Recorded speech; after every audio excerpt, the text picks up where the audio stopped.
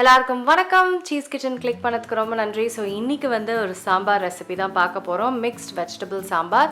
இது ஒரு சின்ன ட்விஸ்ட் இருக்குது. இந்த ரெசிபி ரொம்ப டேஸ்ட்டாக இருக்கும். ஏன்னா சில இன்க்ரீடியன்ட்ஸ் கொஞ்சம் வித்தியாசமாக இருக்கும். ஸோ அதோட டேஸ்ட் சூப்பராக ஆட் ஆகிடும். ஸோ இந்த ரெசிபி நான் எப்படி செஞ்சேன்னு பார்க்குறதுக்கு முன்னாடி மறக்காம சீஸ் கிச்சனுக்கு சப்ஸ்கிரைப் பண்ணுங்கள், லைக் பண்ணுங்கள், உங்கள் நண்பர்களுக்கும் வீடியோ ஷேர் பண்ணி விடுங்க. இப்போ வாங்க வீடியோக்குள்ளே போகலாம். ஸோ ஃபஸ்ட்டு நான் குக்கரில் பருப்பு வச்சுக்க போகிறேன். ஸோ பருப்பை வாஷ் பண்ணிட்டேன், துவரம் பருப்பு.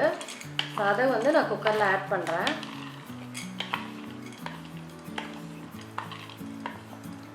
இதில் மஞ்சள் சேர்த்துக்கிறேன், அதுக்கப்புறம் பெருங்காயம். ஸோ இது வேகிறதுக்கு டபுள் மடங்கு தண்ணி சேர்க்குறேன்.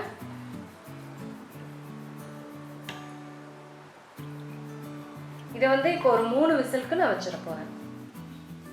ஸோ பருப்பு நல்லா குக் ஆகிடுச்சு. இதை நான் லைட்டாக மேஷ் பண்ணிக்க போகிறேன். இப்போது சாம்பார் செய்ய ஆரம்பிச்சிடலாம். ஆயில் சேர்த்துக்கிறேன், எண்ணெயில் காய் சேர்த்துக்கிறேன். இன்றைக்கி நான் சொரக்காய், அதுக்கப்புறம் கேரட், அதுக்கப்புறம் முருங்கைக்காய் சேர்த்துருக்கேன். இதில் வெங்காயம் சேர்க்குறேன், அதுக்கப்புறம் தக்காளி. இதில் சில்லி பவுடர் சேர்க்குறேன், மஞ்சள், சாம்பார் பொடி, உப்பு, அதுக்கப்புறம் புளி, அதுக்கப்புறம் தண்ணி சேர்க்குறேன். இது எல்லாத்தையும் மிக்ஸ் பண்ணிவிட்டு நம்ம நல்லா இதை கொதிக்க விட்டுடணும். எப்படியும் ஒரு 10-15 மினிட்ஸ் ஆகிடும்.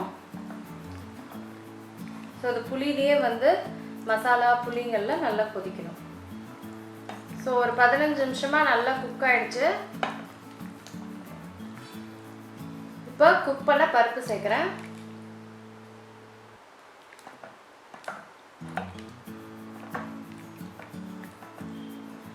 ஸோ இதில் இன்னும் ஒரு 10 நிமிஷம் இது கொதிக்கணும். இப்போ தாளிப்பு செஞ்சுக்க போகிறேன். ஸோ அதனால் ஆயில் சேர்க்குறேன். ஸோ கடுகு சேர்க்குறேன். கடுகு வெடிக்க ஆரம்பிச்சிருச்சு. இப்போ சீரகம் சேர்க்குறேன்,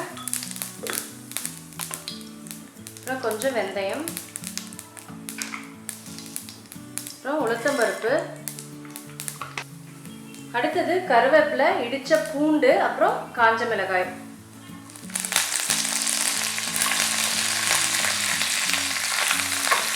இடித்த பூண்டு பயங்கர ஃப்ளேவர் சேர்க்கும். ஸோ ரொம்ப முக்கியமான ஒரு இன்க்ரீடியன்ட், மிக்ஸ் பண்ணிடாதீங்க. ஃப்ளேவர், வாசனை, டேஸ்ட் எல்லாமே வேறு லெவலில் எடுத்துகிட்டு போயிடும். ஸோ தாளிப்பை நான் ஆட் பண்ணிக்கிறேன்.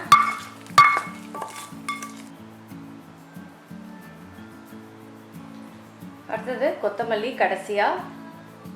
ஸோ இது எல்லாத்தையுமே மிக்ஸ் பண்ணிக்கலாம்.